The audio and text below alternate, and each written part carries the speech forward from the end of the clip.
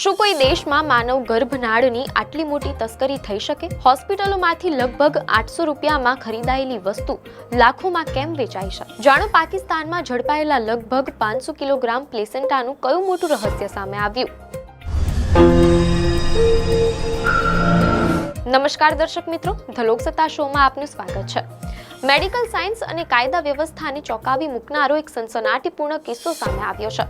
Media અહેવાલોમાંથી પ્રાપ્ત માહિતી મુજબ પાકિસ્તાનમાં દાણચોરી કરીને વિદેશ લઈ જવામાં આવતી લગભગ 500 કિલોગ્રામ ગર્ભનાળ એટલે કે માનવ પ્લેસેન્ટાનો જથ્થો પકડાયો છે. મીડિયા અહેવાલો અનુસાર પાકિસ્તાનની ફેડરલ ઇન્વેસ્ટિગેશન એજન્સી એટલે કે FIA એ દાવો કર્યો છે કે તેણે ઇસ્લામાબાદમાં હાથ ધરેલી એક મોટી અને ગુપ્ત કાર્યવાહીમાં 500 કિલોગ્રામ માનવ પ્લેસેન્ટા, જેને સામાન્ય ભાષામાં ગર્ભનાળ, મેલી કે ઓર પણ કહેવામાં આવે છે, તેનો મોટો જથ્થો જપ્ત કર્યો છે.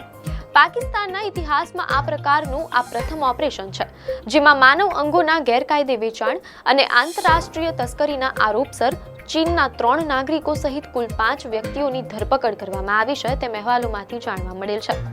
સૌથી પહેલા એ સમજીએ કે આ પ્લેસેન્ટા શું છે, જેના માટે આંતરરાષ્ટ્રીય ગેંગ સક્રિય થઈ હતી. મીડિયા અહેવાલોમાંથી જાણવા મળેલ છે કે તબીબી વિજ્ઞાન અનુસાર પ્લેસેન્ટા એવું અદ્ભુત અંગ છે જે ગર્ભાવસ્થા દરમિયાન માતાના ગર્ભાશયમાં કુદરતી રીતે બને છે અને તે નાળ દ્વારા ગર્ભસ્થ શિશુ સાથે સીધું જોડાયેલું હોય છે.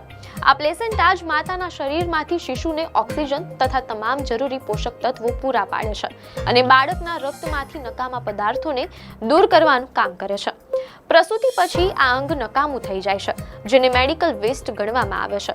પરંતુ આ આંતરરાષ્ટ્રીય નેટવર્કે આ મેડિકલ વેસ્ટને કમાણીનું સાધન બનાવી દીધું. મીડિયાના અહેવાલોમાંથી જાણવા મળેલ છે કે FIR પ્રમાણે આ ટોળકી ખૂબ જ શાતિર રીતે આ કાળા કારોબારને અંજામ આપતી હતી. પ્રાથમિક તપાસમાં બહાર આવ્યું છે કે આરોપીઓ કથિત મિલીભગતથી માનવ પ્લેસેન્ટાને ઘેટાના પ્લેસેન્ટા ગણાવીને વ્યાવસાયિક હેતુ માટે કસ્ટમ્સ અને સુરક્ષા એજન્સીઓની આંખમાં ધૂળ નાખીને વિદેશ મોકલતા હતા.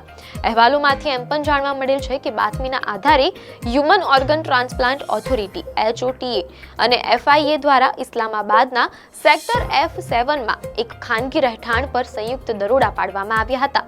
ત્યાં દ્રશ્યો જોઈને અધિકારીઓ પણ દંગ રહી ગયા, કારણ કે તે આખા ઘરને માનવ પ્લેસેન્ટાના સંગ્રહ અને પ્રોસેસિંગ કરવા માટેની ફેક્ટરીમાં ફેરવી દેવાયું હતું.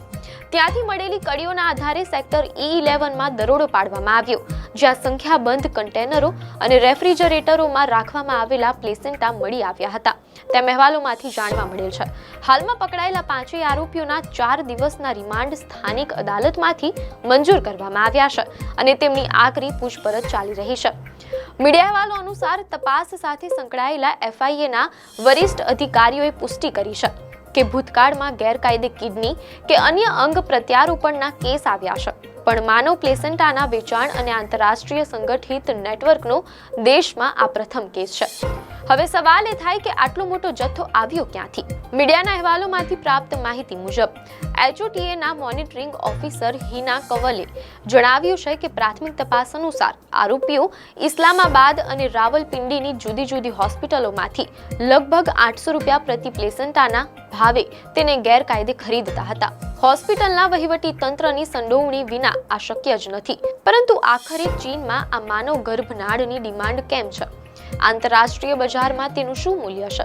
મીડિયાના અહેવાલોમાંથી જાણવા મળેલ છે કે તબીબી નિષ્ણાંતોના મતે પ્લેસેન્ટામાં એસ્ટ્રોજન અને પ્રોજેસ્ટરોન જેવા મહિલા હોર્મોન્સ ખૂબ જ ઊંચી માત્રામાં હોય છે.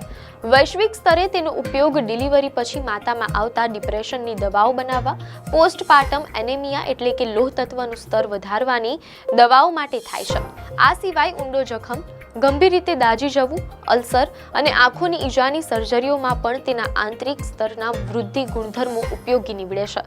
કોસ્મેટિક સર્જરી અને એન્ટી એજિંગ પ્રોડક્ટ્સમાં પણ તેની ભારે માંગ હોય છે. પરંતુ આ મેડિકલ ઉપયોગ સિવાય આનો બીજો એક અજીબ પક્ષ પણ છે.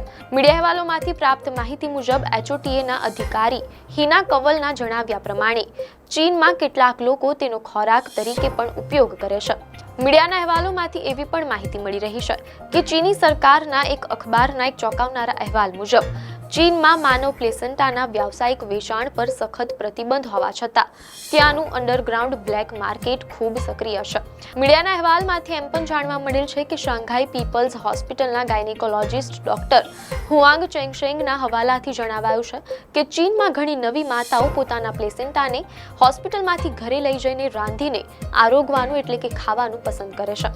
પાકિસ્તાન અને ચીન વચ્ચે ફેલાયેલા આ અંગ તસ્કરીના નેટવર્કે તબીબી જગતમાં સનસનાટી મચાવી દીધી છે અને હવે જોવાનું એ રહેશે કે આ તપાસના તાર કઈ મોટી હોસ્પિટલો સુધી પહોંચે છે. આપને માહિતી સારી લાગી હોય તો વિડીયોને લાઈક અને શેર કરજો, ચેનલને સબસ્ક્રાઇબ કરજો.